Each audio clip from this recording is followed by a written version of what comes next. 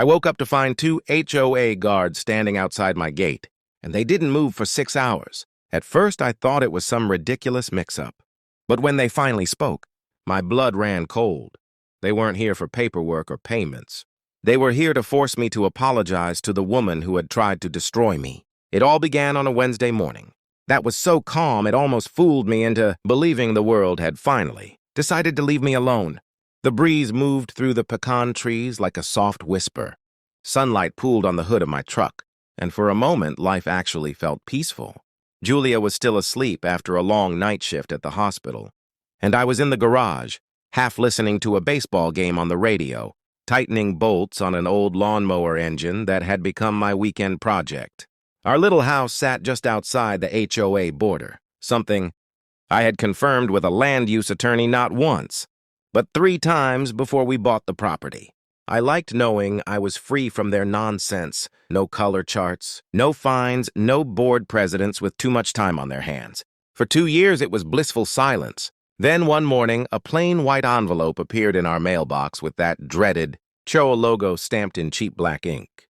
Inside was a list of violations, a non-regulation fence color, an unauthorized porch light, and, absurdly, a mailbox that had been there since the 90s, long before we moved in. I actually laughed, figuring it had to be some clerical mistake or a prank. But a week later, another envelope arrived. This one stamped final notice in red letters, threatening daily fines if I didn't comply. When I called the HOA office, a woman with a robotic, overly polite voice told me my property had been recently annexed after a redistricting vote. That was impossible. Still, she spoke with the confidence of someone who believed paperwork was more powerful than truth.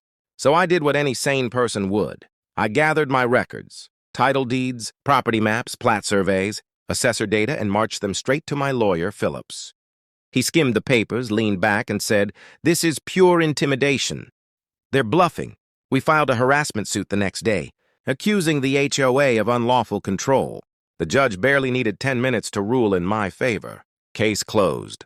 The HOA was ordered to pay damages and issue a public apology. I thought that was the end of it. Phillips, however, handed me a coffee cup and said something. "I'll never forget. You've embarrassed them. They won't forgive you for that. Do yourself a favor, install cameras." So I did. Trail cams hidden in the trees. A small lens wired into the porch light, even one angled toward the gate. It felt paranoid at first, until silence settled in again. But it wasn't peace. It was that strange, heavy quiet that comes before a storm, the kind that hums at the edge of your senses, warning you something is about to go very, very wrong. That storm arrived. On a Sunday morning that started out so ordinary, it's hard to believe how quickly everything changed. I was heading out for groceries, just a quick trip for eggs and milk. The sun was already burning the edge of the sky gold, and everything looked calm, until I saw them. 2 men in black security uniforms stood by my gate, one tall with a square jaw and a clipboard, the other smaller and twitchy, like his nerves were wound too tight. The badges on their chests gleamed silver in the light, though I'd never seen those insignias before. The taller one stepped forward and said, "Mr. E, we've been instructed to deliver this." He handed me an envelope sealed in red wax, as if I were about to be summoned to a royal court. I tore it open and stared in disbelief. It was a formal demand that I publicly apologize to Karen Little, the former HOA president, for causing her psychological breakdown, and pay $7,500 in moral restitution. I actually laughed out loud. "You have to be kidding me," I said, but their faces didn't change. "We've been waiting since 3 a.m. The tall one, Sean, his tag read, said in a tone that made my stomach twist, "We're not leaving until you comply." I told them to get off my property. Then, without warning, I felt a hard blow to the back of my head. Everything went white. A second hit came across my jaw before I even turned around. The world became a blur of gravel, blood, and panic. I could hear one of them shouting, but the words were warped, distant, like I was underwater. My ribs screamed when a boot caught me in the side. I tried to curl into a ball, praying it would stop. The sound of their footsteps faded. The last thing I saw before blacking out was the reflection of the porch light camera blinking faintly in the distance. When I woke up, I was lying in my driveway, half conscious, my phone buzzing in my pocket. I dragged myself into the house and pulled up the camera footage. There they were, Sean and the other one, James, standing at my gate for 6 straight hours, waiting, plotting. And then, the assault, clear as day, time-stamped, undeniable. Watching it made me feel sick. It's one thing to remember the pain, it's another to see it from the outside.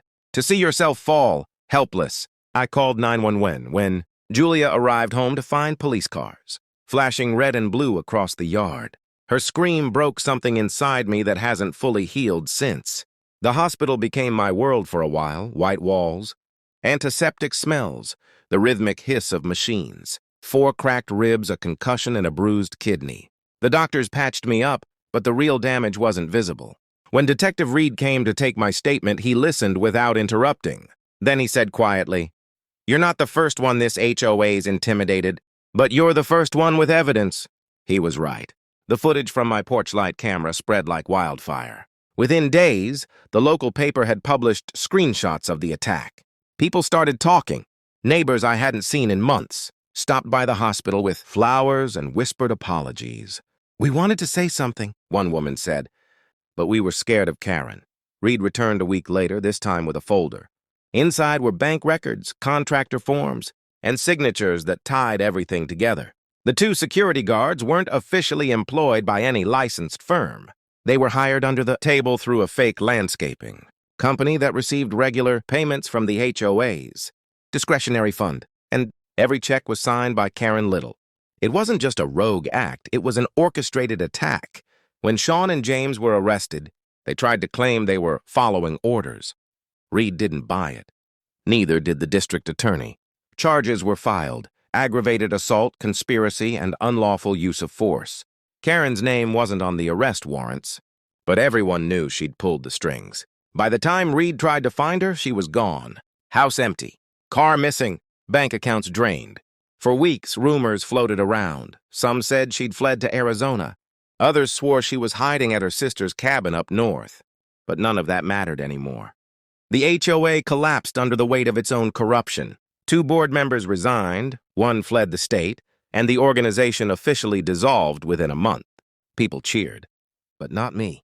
I didn't feel victorious. I felt hollow. Because justice doesn't erase fear, it just puts it in a different box.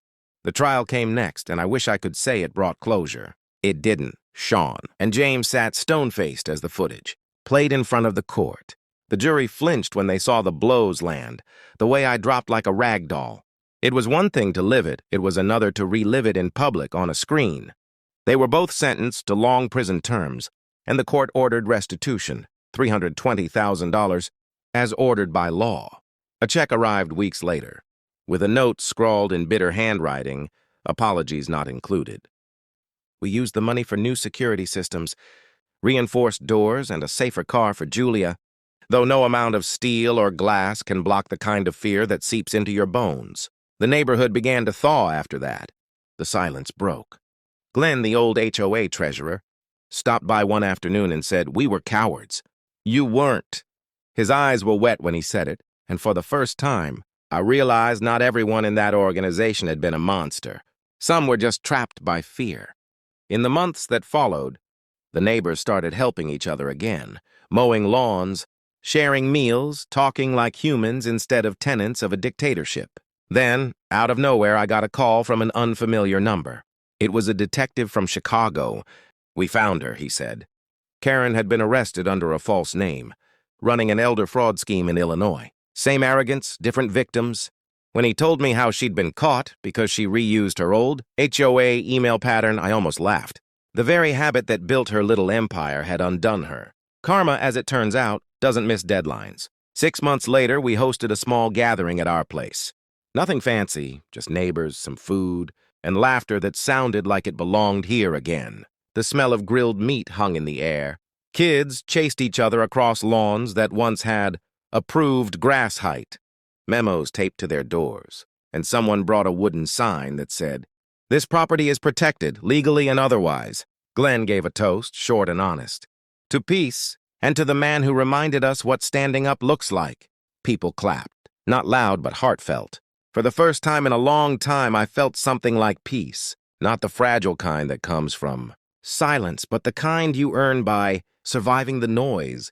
Sometimes at night I still wake up to the sound of tires on gravel, my pulse racing before I remember that it's just a neighbor coming home. The cameras are still up, though now I check them less out of fear and more out of habit. Julia says we should take them down one day. Maybe she's right. But for now, they stay. They're a reminder that freedom always needs protecting, and that even in the quietest neighborhoods, darkness can wear a friendly smile and carry a clipboard. When I sit on the porch now, watching kids play where fear once ruled, I realize something simple but profound.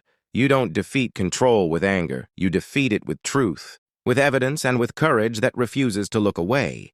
And sometimes that's enough.